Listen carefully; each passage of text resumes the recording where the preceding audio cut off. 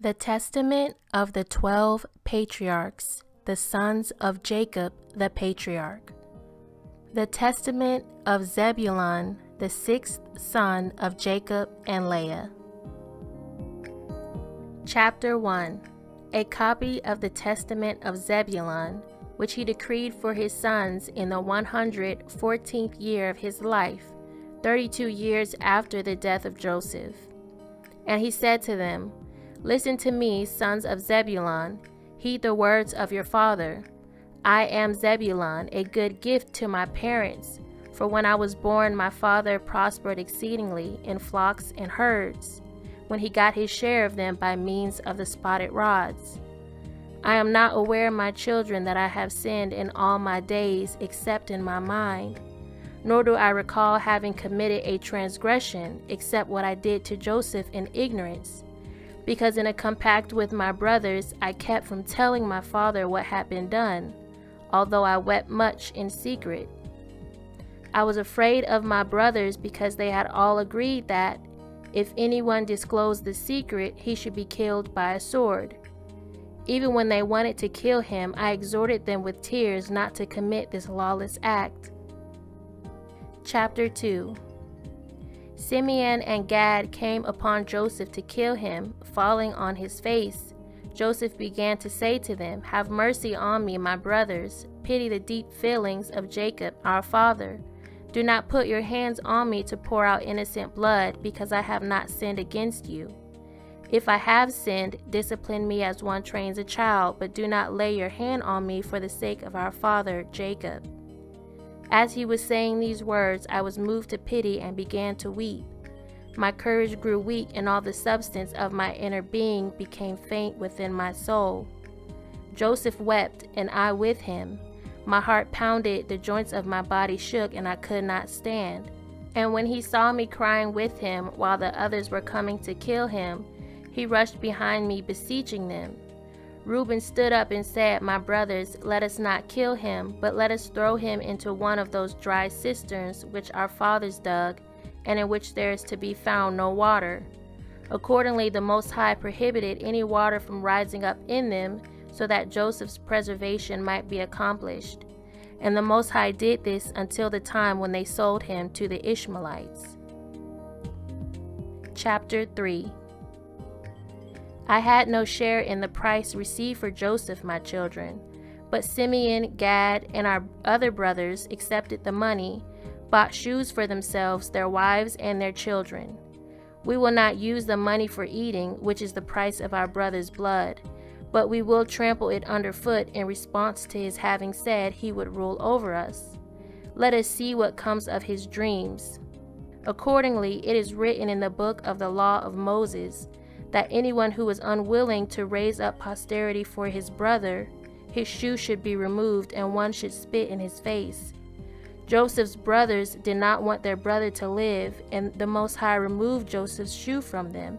For when they arrived in Egypt, their shoes were removed by Joseph's servants before the gate, and thus they did obeisance to Joseph in the manner of the Pharaoh. Not only did they do obeisance, but they were spit upon, prostrating themselves forthwith before him. And thus they were humiliated before the Egyptians. After that the Egyptians heard all the wicked things that we had done to Joseph. Chapter 4. After they had thrown him into the pit, they sat down and began to eat. As for me, I tasted nothing for 2 days and 2 nights, being moved with compassion for Joseph. And Judah joined me in abstaining from food. He stayed near the cistern because he was afraid that Simeon and Gad might go out and kill Joseph. When they observed that I was not eating, they assigned me to guard him until he might be sold. He remained in the cistern 3 days and 3 nights, so that when he was sold, he was starving. When Reuben heard that Joseph had been sold while he was away, he tore his clothing in mourning, saying, How can I look my father in the face? He took money and ran after the merchants, but found no one, since they had left the highway and had traveled by a shortcut through the region of the troglodytes. And Reuben ate no food that day. Then Dan came to him and said, "Do not weep, do not mourn, for I have found what we should say to our father Jacob. Let us kill a goat's kid and dip Joseph's coat in its blood. Then we shall say, 'Do you recognize whether this is your son's garment?'" For they had taken off from Joseph his father's coat when they were about to sell him, and put on him an old garment of a slave. Simeon had the garment and was unwilling to give it to him, preferring to cut it up with the sword, since he was burning with anger that he had not killed him.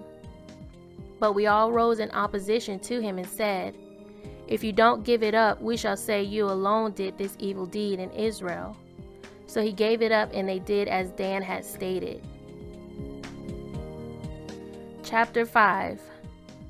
Now, my children, I tell you to keep the Most High's commands. Show mercy to your neighbor, have compassion on all, not only human beings, but to dumb animals. For these reasons the Most High blessed me, and when all my brothers were ill, I alone passed without sickness. For the Most High knows the purpose of each man. Have mercy in your inner being, my children, because whatever anyone does to his neighbor, the Most High will do to him.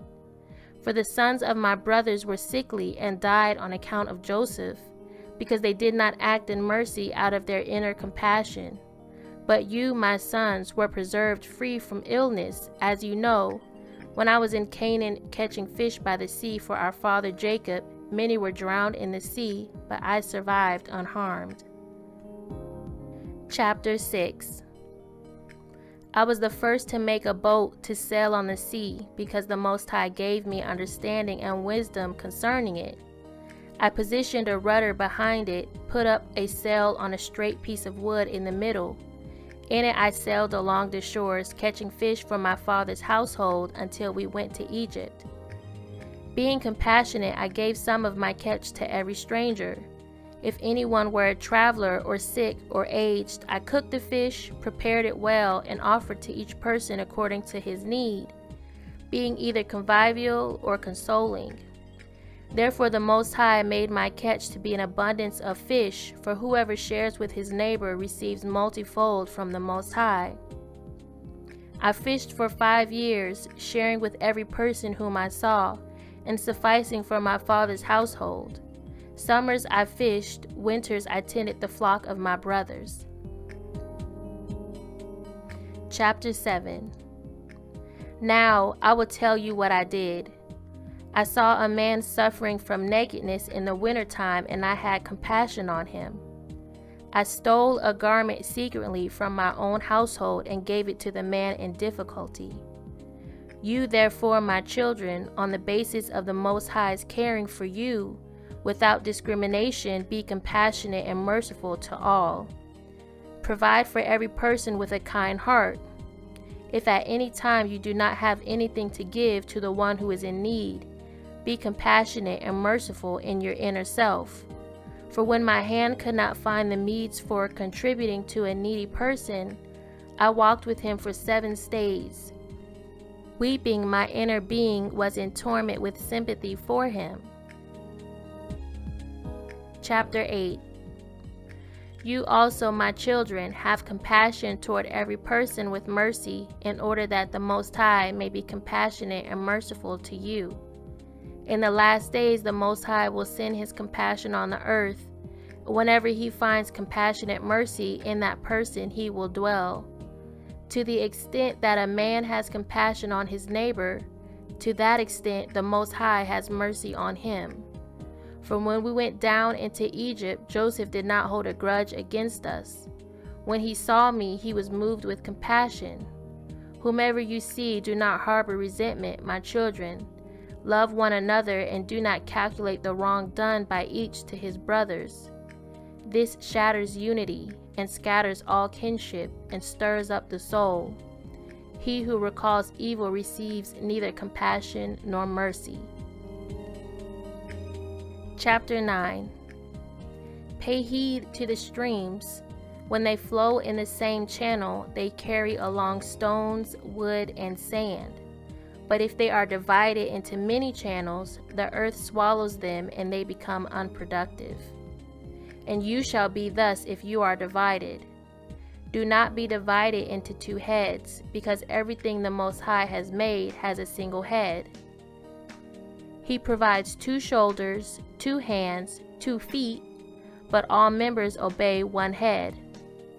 In the writing of the fathers I came to know that in the last days you shall defect from the Most High, and you shall be divided in Israel, and you shall follow after 2 kings.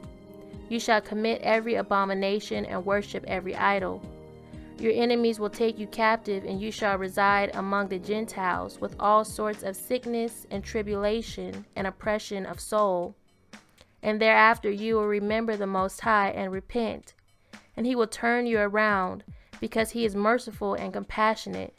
He does not bring a charge at wickedness against the sons of men, since they are flesh, and the spirits of deceit lead them astray in all their actions.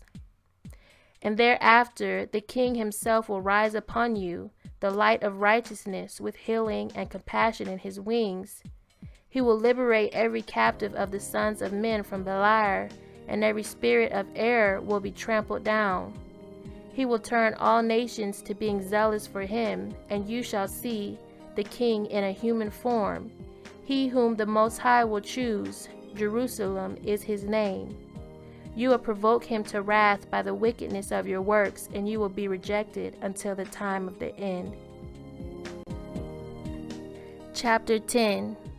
And now, my children, do not grieve because I am dying, nor be depressed because I am leaving you. I shall rise again in your midst as a leader among your sons, and I shall be glad in the midst of my tribe. As many as keep the law of the Most High and the commandments of Zebulun their father. But the Most High shall bring down fire on the impious and will destroy them to all generations. I am now hurrying to my rest like my fathers, but you fear the Most High your power with all your strength all the days of your life. When he said this, he fell into a beautiful sleep, and his sons placed him in a coffin. Later they carried him up to Hebron and buried him with his fathers.